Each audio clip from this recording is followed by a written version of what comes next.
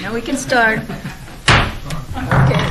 Good afternoon, everybody. I'll call this recommending committee meeting of October 16th to order. Are we in compliance with the open meeting law? Yes, we are. This meeting has been posted in various locations throughout the city. We'll move to agenda item number 3, which is a new bill number 200757. It amends the city's drought plan regulations to remove certain turf planting restrictions and to provide a limited exemption from the mandatory watering schedule for properties using smart controllers. And sponsored by myself.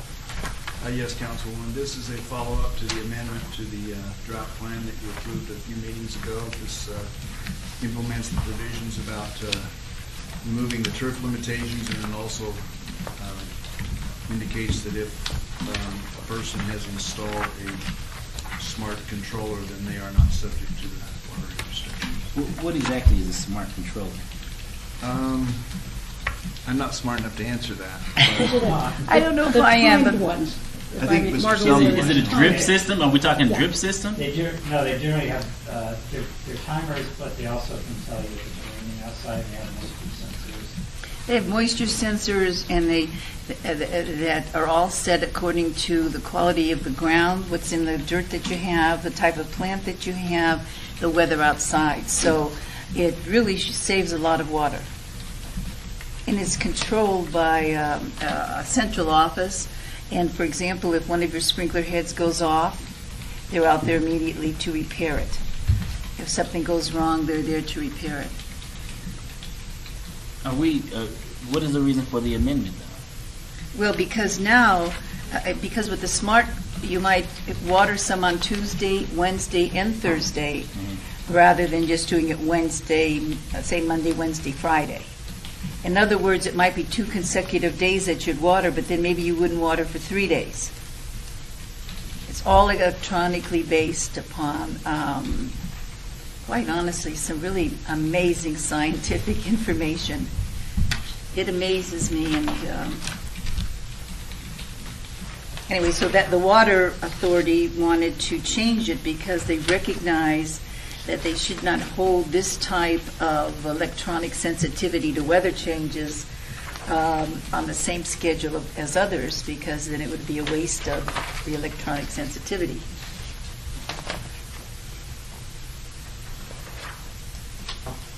Do we have any questions from the audience? Anybody wishing to comment?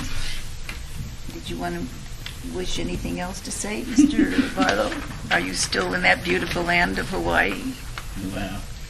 No, I'm not in the beautiful land of Hawaii. I'm in the beautiful land of the heated desert. So I'll move for approval of this item. All right, all in favor? Aye. The motion goes with due pass. Okay. Then we'll move to item number 4, which is bill number 200758. It increases, under certain circumstances, the period of time during which certain non-conforming uses may be discontinued without losing their non-conforming status, and provides a similar increase concerning the discontinuance of certain types of special use permits. It's sponsored by myself, and I could never have written it that way. But let me tell you what it is. Please. Okay, basically it's very simple. If you look inside, you'll see that, for example, we had it where you, if you had to close down an establishment with served liquor, you could have 6 months to get everything back in order and continue. This gives it a year. If you had your, say, your tavern burns down, where we gave 1 year, we now give 2. And the reason for that is that we had some businesses come to us that were having great difficulty because it takes such a length of time to go through permits and investigations and things like that. So they just asked for an increase of time. I actually had an establishment, well, not a tavern, but a restaurant that had beer and wine, liquor license attached to their restaurant license, and a fire took place in the entire commercial center. Marva, you may remember. Yes, sir. Up on Decatur and I want to say Washington, Decatur and Washington. We've had several. Yeah, and it took a long time for the whole insurance process to take place, over like 3 years, in which the applicant had to come back in and start all over from scratch Right. in regards to their the privilege license. So I can support that, because I thought that was pretty tough It is for tough. them to do that, specifically when they're mom and pop shop operation. Right. Yeah. Councilwoman? Yes. We need to, I need to propose an amendment to this bill on page 3, which is the language that talks about extending the period of time for a special use permit that's not being exercised. I had misunderstood the text amendment and drafted it so that the increase applied only to non-alcoholic beverage uses, and I've learned both from this discussion and from talking to Margot that the intent was to increase those for alcoholic beverage uses. That's correct. So I will go ahead and amend that provision on page 2 so that it applies Page to 2 or both page times. 3? Page 3. I'm Page sorry. 3, 2B. 2A and B I will need to adjust so that the increase applies to both types. And the exact language we'll have for you when it goes to council. Right. Do we have anybody in the audience who would like to make a comment on this item? Would you like to make a motion? Oh, did you have a comment? Oh, Yes, I sorry. There we are. Good afternoon. My name is Ted Russell. I'm a resident of Las Vegas. I see exactly what you're doing. I think it's extremely well written, and subject to the amendments mentioned, I do recommend approval. Thanks so much. You have a motion, Mr. Barlow? Yes, I move for due pass. All in favor? That's Aye. as amended. As Move for amended. due pass as amended. Thank you. All in favor? Aye. Aye. Moves forward with the due pass as amended. Agenda item number 5, bill number 2007-59, authorizes the recordation of notices of zoning action advising property owners and others of the existence of zoning conditions, requirements, and limitations, and adds a mechanism for the review of conditions that have been imposed in connection with zoning approvals. And this is sponsored by Councilman Steve Wilson. Yes, committee members. This bill does two things. The first thing it does is it authorizes the planning department to record a notice of zoning action against property. As you will recall, many times property owners that have acquired property come before you and indicate that they had no idea that there were certain conditions imposed against their rezoning or their variance or their special use permit. And this is a mechanism by which we can put people on notice by recording in the title in the property records. We won't indicate the whole list, which causes problems because you have to go back and remove them one by one. But what it will do is indicate that a zoning action has taken place, and it invites people to go look at the planning department records to find out what has occurred. And this will be where? So that the In the buyer... recorder's office. It will be in the It will recorder's... show up as a matter of title so that the title company and the escrow agent will identify. The second thing it does is we have had in the past reviews of condition that are kind of processed as when zoning items come up under our general provision about how you come back and get permission to change something. But there wasn't a specific section devoted to what we call reviews of condition, and that the second part of this bill establishes that process so that it's formalized and so that it indicates what the application process is, how the hearings are had, et cetera. Could you just go through those? Includes notice to the public, much like happens with the original application. Includes a pre-application conference. It authorizes the decision maker to impose conditions, much the same as we have with the initial zoning items, and then establishes that written notice will be given to the applicant or agent. Nothing profound there, but it fills a gap that hasn't been filled before. Did that pretty much cover it, Margo? That's correct. And then, if I may, then we'll have to follow up with a separate fee resolution that would then indicate the fees for these actions that we currently don't have. And we would follow up with Any discussion or comments from the audience? Yes. Hello, Stacy Truesdell, Jones Vargas, 3773 Howard Hughes Parkway. I had more of a question and then a comment. I just wanted to clarify, as proposed, the ordinance, the notice that will be recorded against the property is just more of a generic notice that says a zoning action has taken place against this property? Informational is all it is Okay. my understanding. Is that correct? Would it be possible to request that the ordinance be amended to actually record the conditions so that there's no way, I know lots of lenders, when they're financing a lot of the big developments that are going on in the city of Las Vegas, they do require their local council to review the title to the property. And something that's very uniform like this would cause concern to an out-of-state lender that's not familiar with the city's procedure and why the city has recorded this notice against the property. And they would definitely request that their local council investigate what this zoning action was and track down all the information related to this application. If the conditions are recorded, the onus would be on the title company to keep that information, and then you could contact your title company directly to get a copy of those conditions. Otherwise, right now, the city could possibly be inundated with a lot of requests for these notices of final action to get the conditions. If I may, we've spent a lot of time discussing this, and the city clerk isn't here, but the way it has to get filed is a certain piece of paper and certain margins. I'm sorry? Oh, there she is. I'm not seeing you. I didn't look that way. But when we discussed this, there's a great deal of complication, and it isn't going to be what we would file is not just a generic that there's an action, but we will put the case number. Okay. So it'll be very easy to find the case number, but then you can go to the case number and find the specific details.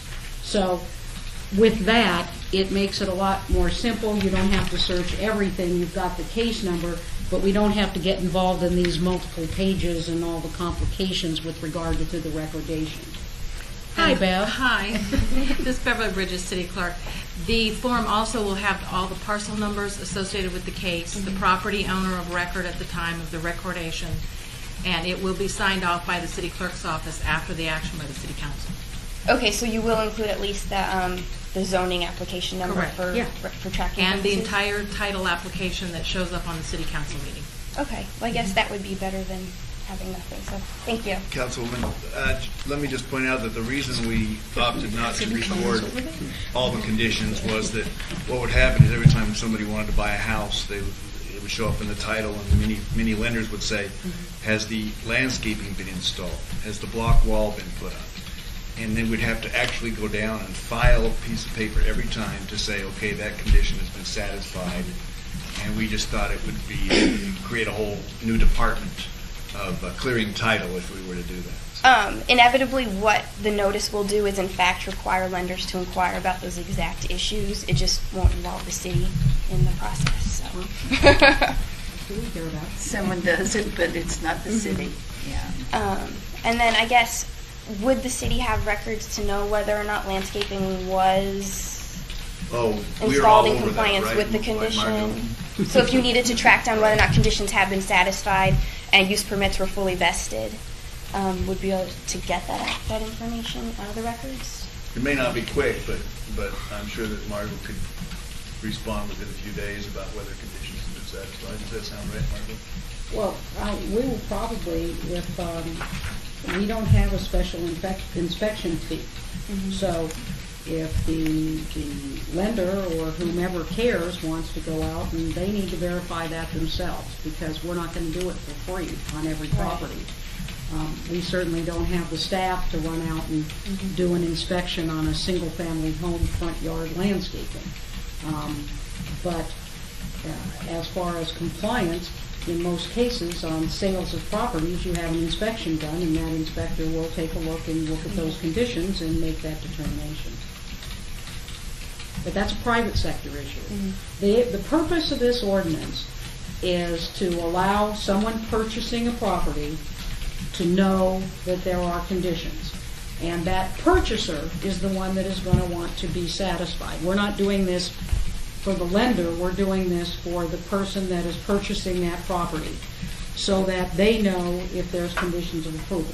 Frequently, we've had, for instance, conditions of commercial properties or the property is approved as a warehouse. They purchase it. The buyer tells them that it's a full commercial retail center, and it's not. And we had So that case, yeah. the purpose here is the protection of the potential buyer so that they can be made aware of those conditions. It is not about making it easier on lenders. It's about protecting the buyer of the property so that they're aware of the limitations on the property. And then the buyer will just be able to contact the city to get a copy of the conditions.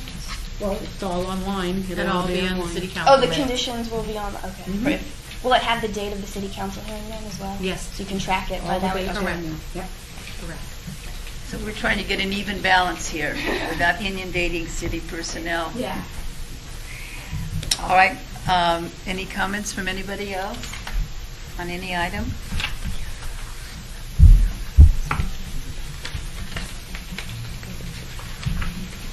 Good afternoon. I'm Ted Russell, resident of Las Vegas. Long before I got interested in city government or county government, in my first year there was a terrible case of a woman who had been a principal and then was elevated to being on the Clark County Board of Education. She became a widow, and only after becoming a widow she found out that her husband had built a huge bar, spa, a wet bar, spa, recreation room on their home and never got a permit. And since you can't trace the individual, as far as protecting the buyer, somehow she had the questionable ethics of selling this property to a friend without telling them that 1/3 of their structure had never had a building permit, and for all she knew, it could have been by code enforcement required to pull it down. So I'm very much in favor of this. Thank you very much. Thank you. Mr. Barlow? Move for due pass. All in favor? Aye. Aye. And so there's a due pass on to the council. Agenda item number 6, Bill number 2007-60, amends the regulations pertaining to animal-drawn vehicles to eliminate the requirement that vehicles be equipped with seat belts and the requirement for certification that animals used in the business be acclimated to street noises. Proposed by Bradford R. Jervik, our city attorney. Yes, committee members, as you will recall, this came up originally as a waiver item, and it was determined that these requirements couldn't be properly waived. The seatbelt requirement and the requirement for certification that the animals have been acclimated to street noises. So because those appeared to be impediments and perhaps dated requirements, we brought forth this ordinance on a fast-track basis to eliminate those two requirements and recommend approval. In the process, we've identified other items that are a little bit out of date and need fine-tuning that we will bring back in a new ordinance in the next few weeks to fine-tune it some more, but this is the immediate need and we recommend approval. All right, are there any comments from anybody in the audience? Anybody want to participate in enlightening us intellectually? Do you have any comments, Mr. Barlow? My comment would be that I'm glad that staff has removed these items from our current code because I thought and looked upon them as impediments as well. And happy to see that they're removed and also the updated version yet to come in regards to the additional items that you found in the code. So with that, I would move for due pass. All in favor? Aye. The motion is a due pass under the council. Moving to item number 7, Bill number 2007-61 increases the salary of and provides a vehicle allowance for the mayor and city council, sponsored by Mayor Oscar B. Goodman. And is it you, Dr. Selby, who's going to give us the background on this? Or? I'll let Val, and I'll jump in where I can. Okay, I will tell you what the bill does. You'll see that it's quite complicated, and that's a necessity because of the fact that the increases and the car allowance cannot be implemented during current terms. They have to be phased in as seats come up for elections. That's why the structure is a little bit complicated.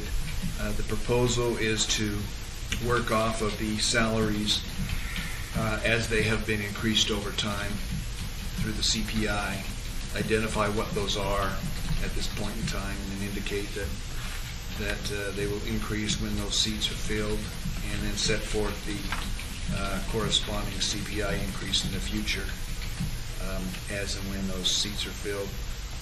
Also includes a provision, well, the salary of the city council members, other than the mayor, are based upon the county commissioner's salary as that is set forth by the county commission. And then the mayor is based upon the 180% of the council salaries, with the stipulation that the mayor is going to be in effect full-time and not be allowed to have outside employment. And I think that's pretty much all I know about it. This beginning part that goes back to when everybody was paid $15,000 or something is just necessary to show the progression of what's happened, right? And what the proposal is to take this out of the code. Most jurisdictions don't include salary numbers in a code. They will still be done by ordinance, still be subject to the public hearing process. But much like the legislature does, the legislature adopts what they call a salary bill every year, but they don't put it in the NRS because it's just not really an NRS item, and so we felt that the same thing pertained here. It will be done by ordinance, but it will not end up in the code as it has been in the past. I had a couple of questions. One I already mentioned to Dr. Selby was I am not really, first of all, I think it's really great that you begin with the time of the next election for each city council member. I think that's only fair when you're voting on salary increases, that it begins with the next term. However, I also had a concern. I was not in favor of the car allowances. I think that gets into a very complicated situation, easy to misuse or be perceived as being misused. And so I don't know how you do this exactly, but that's what I wanted to put on the table publicly. The other thing was, why is it that everybody seems so upset, the media and the columnists, about connecting the city council salary to the county? I mean, that seemed to me a fair way to do it. That, if I may, it was a recommendation back in 1998 from a citizen committee that was assigned to look at council compensation. So they actually came up with that, and then it got reintroduced in this ordinance because it seemed like one of the more reasonable approaches to this. Their county commission salaries are set through a legislative process, and then they have had regular adjustments, and we thought it was a fair and equitable way to address the council salary. It's very seldom that an entire city or a government group of people would vote on a salary increase, isn't it? And so it seems to me that the way it's done with the legislature, which is elected by the citizens, and it connects with the county, which then would connect with the city, I thought would be fair. Now, the other thing is, maybe I just would make a suggestion that perhaps we'd be more proactive when all this stuff comes out, if we sort of included that was based, when our media material went out, if we included that was based on recommendations of this committee that you had and so forth. So they just don't think we pulled it out of a hat, because I haven't seen any place that information. That was provided to the media and to the council in a manager information report. The media didn't use it. They chose Was not it to in with a report bunch that. of stuff, though? Maybe we could pull it out and let it hit them better, how they say in PR? Certainly. Put the message in a way that it hits them so they don't, because I don't know if they always go through all those pages. Right. So it might be good as far as that's concerned. And then lastly, I wanted to ask, how did you come up with the 90%? And I do feel we need a full-time mayor and the other stuff, but the other question was the 90%. That again came from that citizen committee back in 1998. They thought 90% of the... Yes. Okay, those were my questions. My comments would be that I am in support of what we have moving forward in regards to this ordinance. And I like the fact that the voters will have an opportunity to choose the representative that they feel best will represent them, not due to a salary, but due to the fact of that individual being able to represent them, and by being compensated for doing a great job is what I support, in the sense of this item going back before the electorate and allowing them to vote in the individual that they feel deserves to be paid that level of salary to represent them as well. I also agree that we should have a full-time mayor. Mayor Goodman has done an outstanding job, and I'll place this on record also, having been born and raised here in the city of Las Vegas. He, by far, has done the greatest job and will go down on record as of to date as the greatest mayor that the city of Las Vegas has had. And I'm not saying that to basically put him up on a pedestal or basically try to win any bars of chocolate, but he really does care about the city, and he puts his money where his mouth is, and he puts his mouth where his money is, and he really get out there and beat the pavement and do a great job. And the next mayor coming online has some very big shoes to fill. And he's really worked more than full days. And he works. He's He's a full-time now, full-time mayor, plus. and I can't see anyone coming into the seat after him doing half staff, coming in half staffs, and so I truly 100% agree on the mayor being full-time in that sense. And the car allowance, I wanted, if you will, Dr. Selby, speak more on the car allowance as far as how that will play out, or providing some level of understanding as far as what they represent in the mix of this particular ordinance. The car allowance also came from that original committee, and it's relatively common in the larger cities in the state of Nevada that there's a car allowance for elected officials. The county commission doesn't have that, but Henderson, North Las Vegas, Reno, they all have those car allowances for their elected officials. And it's simply a mechanism to allow for an allowance to cover your costs associated with your business work for the city. You're going to meetings, your work in the wards and throughout the city of Las Vegas. So does a car allowance come in the sense of a salary, or is it separate from the salary? It's How is considered it connected? compensation, and it would come in your normal paycheck. Our executives at the city get car allowances, for example, and it just shows up as a line item in the paycheck. Mark, you want to say something about that? Sure. Mark, for the record, Mark Vincent, Director of Finance and Business Services. The car allowance is compensation. It's treated as compensation. The most significant thing about it is it's not salary, so it's not PERSable. It won't be included in your PERSable wages. And what about taxes? Yes, taxes. So you'll get taxed on your salary, so it basically will be It's an increase compensation. It's of compensation. your salary package. It's a compensation. You'd be You don't- taxed on the It will be allowance, taxed too. on the allowances, is what I'm getting at, correct? Yes, sir. Yep. It's compensation. My concern about it, particularly at this time, is you're moving up the salaries quite a bit. And a lot of people would think that you could handle your automobile expenses out of the significant salary increase. And North Las Vegas, I mean, the people who get paid the most, which are the county, they don't have a car allowance. And the others have much less salaries. And I don't know of any other, the school board or anybody else that has a car allowance other than the ones you mentioned. Mm-hmm. I'm just explaining why I felt that way about car allowance. And I think we have strong justification on the other. I think we're a lot weaker on that one. That's all I have. That's all you have. You don't get anything else. Well, according to this ordinance, that is true. We would only speak the truth, Ricky. And I'm speaking the truth, I know, Councilwoman. I know it. Is there anybody in the audience who would like to add a comment?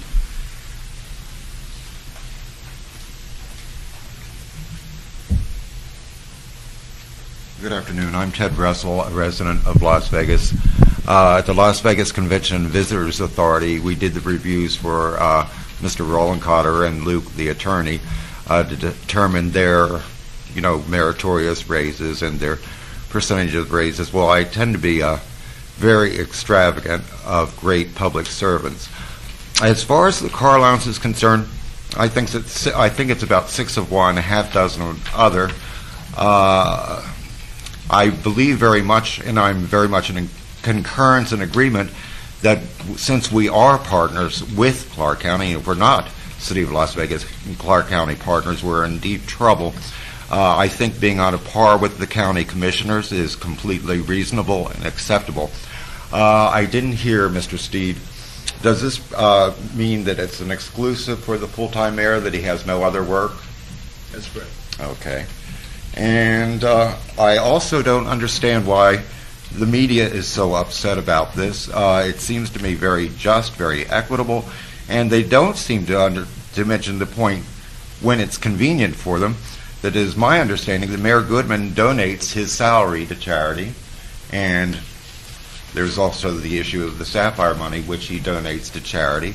I mean, it's not like he's out or any of you are out to make a killing. I just think this is very equitable. I'm 100% for it, and I don't understand all the brouhaha.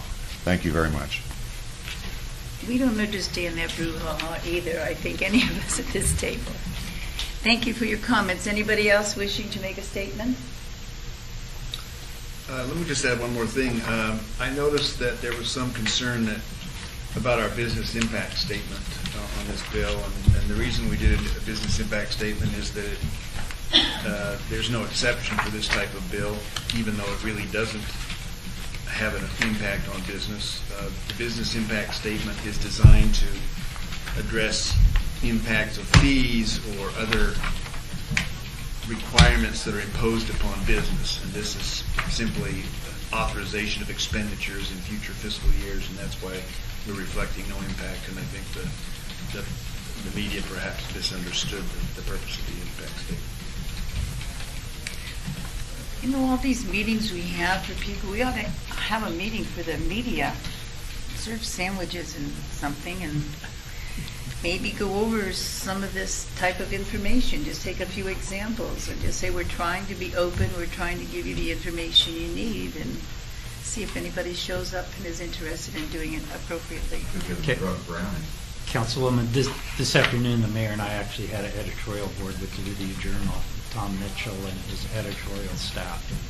This was a topic that was discussed. And how did it go? I thought it went well. They had questions, as you did, about tying the compensation to the county commission salary and not having the city council vote repeatedly on increases. The way this is structured, that as the county commission salaries go, so goes the city council salary.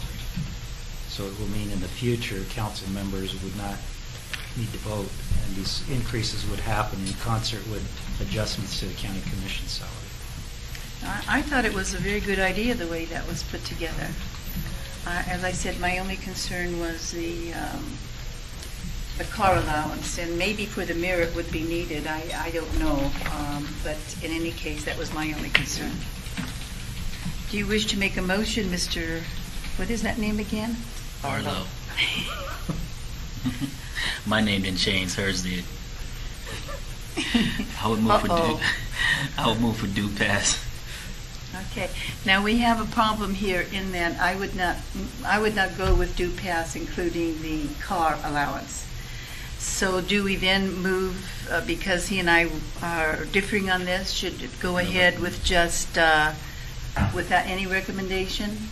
My understanding is if there's a disagreement, no matter how slight, between the two people who are here, that it would just go ahead and letting the whole council decide.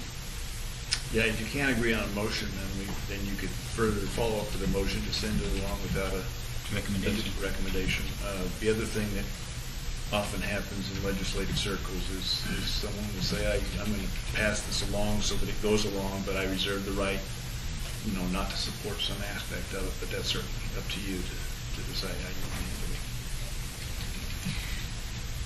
handle it. Could we pass it along? Because if you make the motion now, you're going to vote, you made the motion, you will vote aye. I will vote no because of the car payment. So should we vote on that? Let's do that and then see what happens after that. Okay, so you've made your motion, okay? And then I will say, all in favor? Aye. Not in favor? Aye. Okay, so that takes care of that motion. So if you have a split then, we move to a motion where we would move it to the council for full approval, and I would like to have noted the concern that was voiced by one of the representatives here. Can we do that? I just got lost. Okay. We can move, he can make a motion to move this without recommendation Okay, to the that's fine. city council. And I would just like to have included within that, if we could, the concern that was That's fine. voiced. Is that all right? That's all right. You want to say that? Yes. Okay. I'll take a shot at it. Move for due pass of this item, No, taking no, in no. Move to move send move the to council send without a this recommendation. item to the city council with no recommendation. Also, in addition to Councilwoman's comments as it relates to the car allowance. Of Just this with the noted particular- concern. With the noted concern of the car allowance for this item. All in favor? Aye. Then the motion moves ahead to the city council. Turning to item number 8, is there anybody in this vast number of citizenry that would like to make a comment related to any of the items or anything else that falls within the purview of this committee at this time? Then the meeting is adjourned. Nice job. Nice gavel. Thank you.